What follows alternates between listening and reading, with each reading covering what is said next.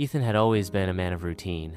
Every morning, he would walk to the old post office in the sleepy town of Millfield, buy a stamp, and send a letter just like he had for the past 40 years. The townspeople whispered about him. Some said he was writing to a lost love.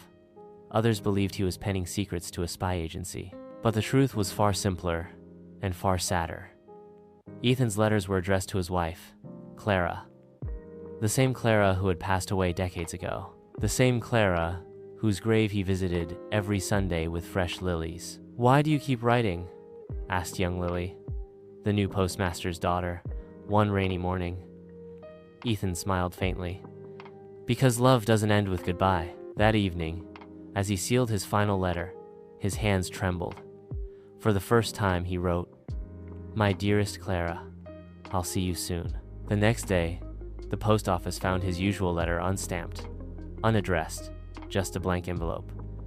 And Ethan was never seen again. Some say his ghost still walks the streets at dawn, searching for a mailbox that no longer exists.